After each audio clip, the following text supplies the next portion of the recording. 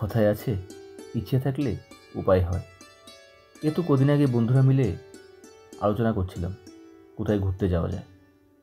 আমি প্রস্তাব দিলাম, চল এবার মিজোরামটা ঘুরে আসি।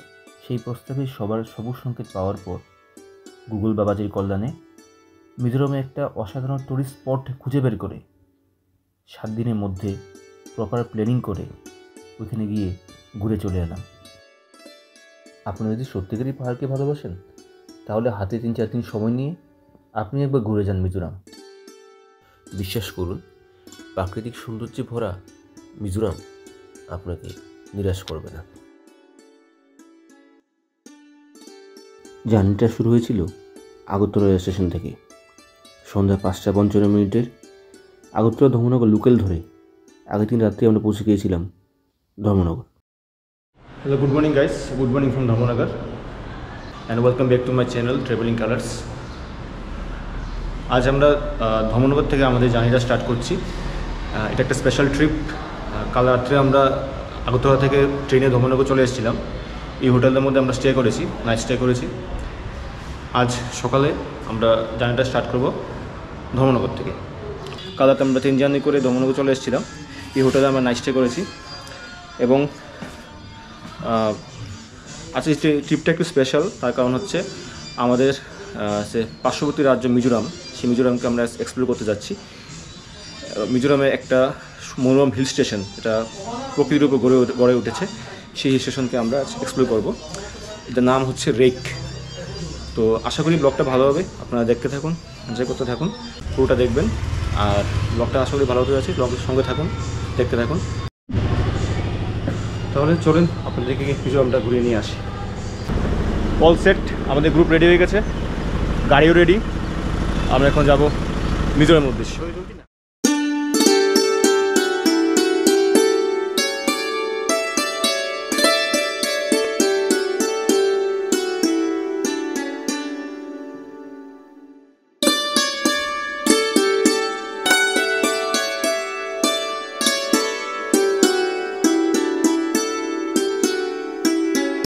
এক সুন্দর রৌদ্রোজ্জ্বল সকালে এক নতুন উদ্যমে পাহাড় ভ্রমণে আশা নিয়ে আমরা ধর্মনগর থেকে শুরু করলাম আমাদের জার্নি মিজোরামের উদ্দেশ্যে।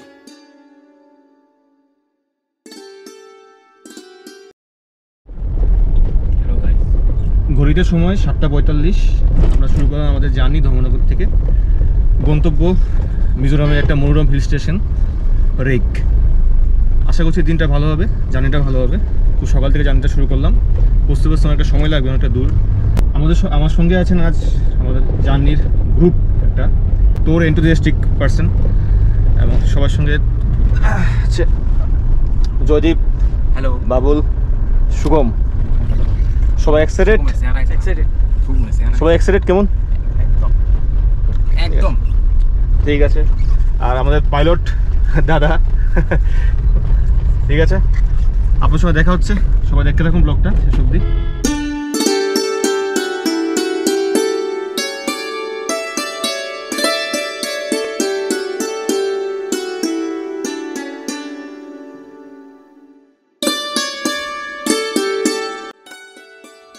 ঘড়ি কাটা তখন প্রায় 9:30 ছুঁই।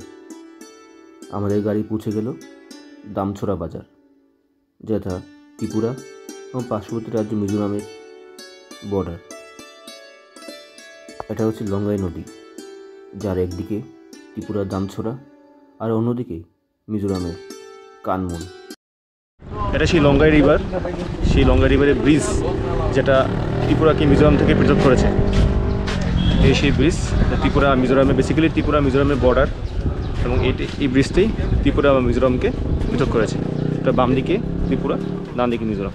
এখন আমরা মিজোরামে দিকে যাচ্ছি।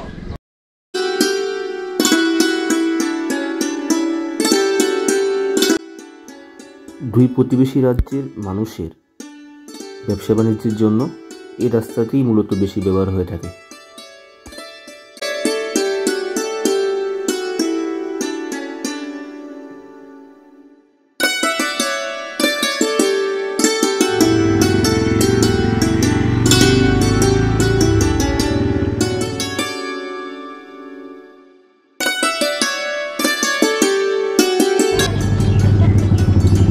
হাই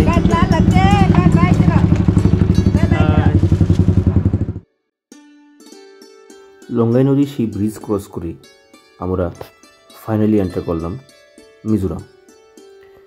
ব্যক্তিগতভাবে মিজোরাম আমার ভ্রমণ করা ভারতের 11 নম্বর রাজ্য।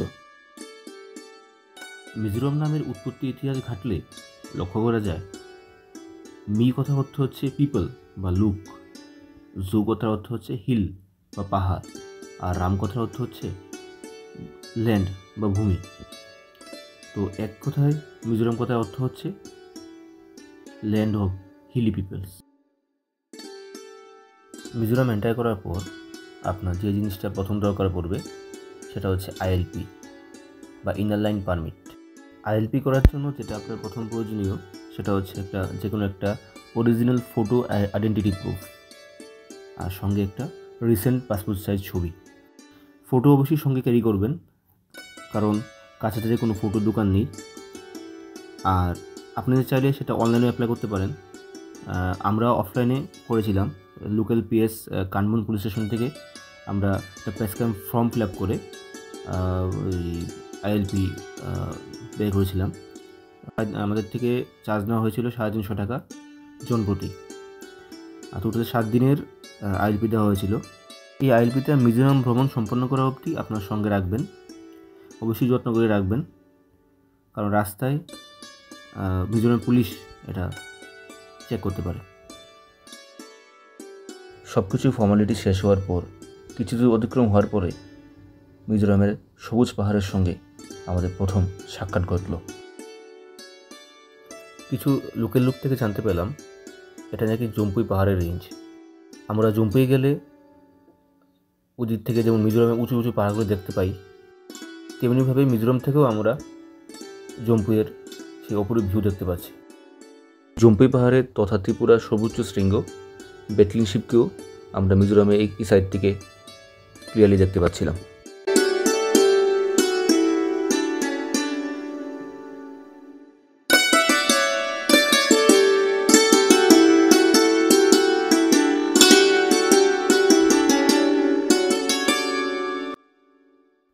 ঘড়ির কাঁটা তখন প্রায় 1টার ঘরে।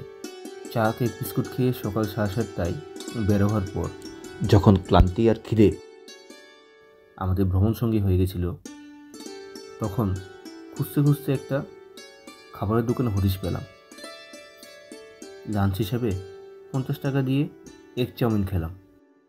খাবার এভারেজ ছিল, তবে মিজোরামে পর্যাপ্ত খাবারের দোকানের অভাব আছে। রাস্তায় তেমন একটা খাবারের দোকান নেই বললেই চলে। তাই আপনারা যারা মিজোরাম ভ্রমণ করতে যাচ্ছেন, তাই আপনারা অবশ্যই খাবার অথবা ড্রাই ফ্রুটস ক্যারি করবেন। আর ভাষার সমস্যা তো আছেই। গাড়ি যতই উপরে উঠছিল রাস্তা ক্রমশই খারাপ হচ্ছিল, আর পাহাড়ের ভিউ ছবির মতো, সে কি অসাধারণ, একেবারে চোখ জুড়ে যাওয়ার মতো ল্যান্ডস্কেপ দেখার সৌভাগ্য হচ্ছিল।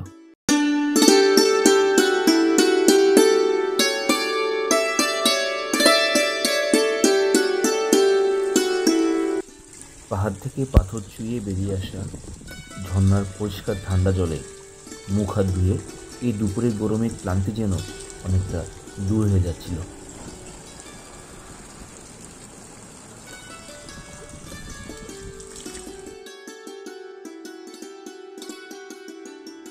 রাস্তা যতটা ভালো না হলেও এই রাস্তায় কষ্ট করে ভ্রমণ করে এসে যদি এই ধরনের নৈসর্গিক ভিউ পাওয়া যায়, তাহলে আপনার সব কষ্টই সার্থকে রূপান্তরিত হয়ে যায়। মূলত পাহাড়ে ঘেরা রাজ্য মিজোরামের এক একটি পাহাড় থেকে যে অপূর্ব সুন্দর ভিউ পাওয়া যায় তা এক কথায় নৈসর্গিক। উচ্চতা ততটা বেশি না হলেও সবুজে ঘেরা পাহাড়গুলি তার অপূর্ব শোভা বহন করে প্রতিনিয়তই হাতছানি দিয়ে ডাকছে পাহাড় প্রেমীদের।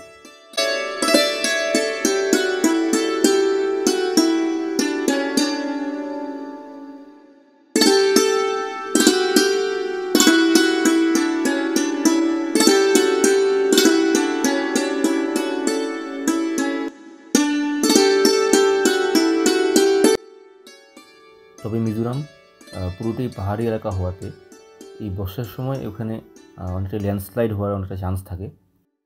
তো বর্ষার সময় মিজোরাম ভ্রমণ অ্যাভয়েড করলেই ভালো। শীতের সময় আপনারা যেতে পারেন, শীতের সময় ওখানে মানে একদম পিক টাইম ওখানে ভ্রমণ করার।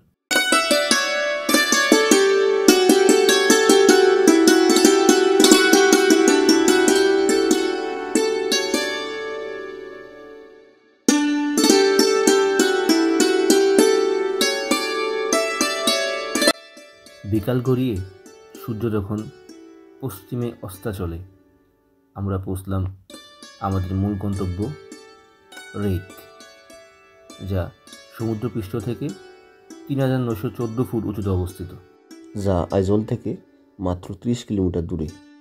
পাহাড়ের ঢাল বেয়ে আমাদের গাড়ি পৌঁছে যাচ্ছিল রেক টুরিস্ট রিসর্টে, যেখানে আমাদের রুম আগের থেকে বুকিং করা ছিল। আপনারাও এখানে আসলে আগের থেকে অগ্রিম অনলাইনে বুকিং করে আসবেন। মিজোরাম ট্যুরিজমের গভর্নমেন্ট ওয়েবসাইট থেকে আপনারা বুকিং করবেন, লিঙ্ক আমি ডিসক্রিপশনে দিয়ে দিচ্ছি। বিভিন্ন ধরনের রুম আছে, আপনার পছন্দের মতো রুম নেবেন।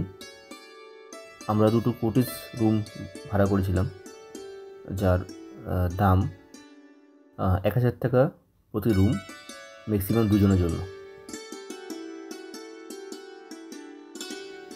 দীর্ঘ 11 ঘন্টায় পাহাড়ি রাস্তার জার্নি শেষ করে সবার শরীর তখন ক্লান্ত। সেই ক্লান্ত শরীরকে একটু বিশ্রাম দিতে আর এই ট্রিপটাকে একটু মেমোরেবল করে রাখতে সন্ধ্যার চা কিছু স্ন্যাক্স খাওয়ার পর সবাই বন্ধুরা মিলে বসে পড়লাম একটু আড্ডা দিতে। এর মধ্যে ডিনারের টাইম হয়ে গেল, ঘরে ডিনার চলে আসলো।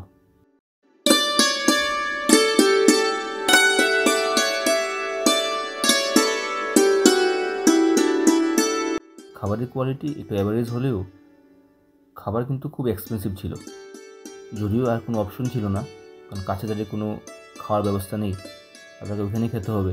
সেই জন্য এক্সপেন্সিভ খাবার দিয়ে আমাদের ডিনারটা সারতে হলো। আমরা যে কোটেজে ছিলাম সেটা সম্পূর্ণ কাঠ দিয়ে তৈরি, সবুজ গাছগাছড়ার মাঝখানে এই রিসোর্টটা। আমি পরের ব্লগে আপনাকে এই রিসোর্টটা ট্যুর করাবো, তখন দেখাবো কোটেজটা কতটা সুন্দর। মোটামুটি সব সুবিধাই আছে, ফ্যানও আছে, বাট এখন বেশিরভাগ সময় ঠান্ডা থাকে, তো ফ্যানের সে একটা দরকার হয় না। ঘর ঠিকঠাকই ছিল সেই দাম অনুযায়ী। ডিনারের পর রিসোর্টের বাইরের নিস্তব্ধ পরিবেশে একটু পায়চারি করছিলাম। চারদিক ঘুটঘুটে অন্ধকার, পাহাড়ের উপর হওয়ার কারণে তাপমাত্রা অনেকটাই কম, একটু ঠান্ডাও লাগছিল। বাইরে শুধু ঝিঝিপোকার ডাক।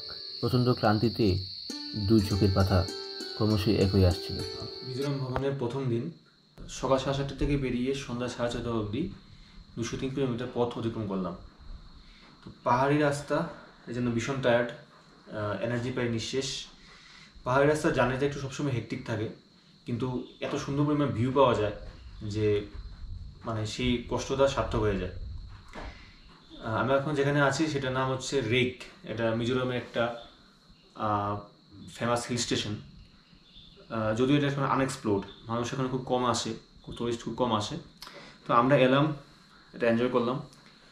জেনারেলি এটা ৩,৯১৪ ফুট উঁচুতে সমুদ্রপৃষ্ঠ থেকে, তো কাজে এখানে অনেকটা ঠান্ডা।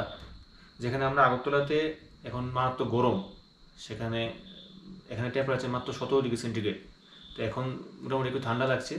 আগরতলায় গরম থেকে মুক্তি পেতে দিন কয়েকের জন্য আমরা এখানে চলে আসলাম, একটু ঠান্ডাটাকে একটু উপভোগ করার জন্য। কালকে আপনাদের সঙ্গে নিয়ে রেককে আরও আমরা এক্সপ্লোর করব। আজকে দিন আপনার সঙ্গে ছিলেন, কালকেও আপনার সঙ্গে থাকবেন। প্রথম দিনের ব্লগটা আপনারা দেখলেন, ভালো লাগলে অবশ্যই লাইক, শেয়ার, কমেন্ট করবেন। আর চ্যানেল নতুন এলে অবশ্যই সাবস্ক্রাইব করবেন। দেখা হচ্ছে আপনাদের পরের ব্লগে। ততক্ষণ সবাইকে ধন্যবাদ, সবাই ভালো থাকবেন।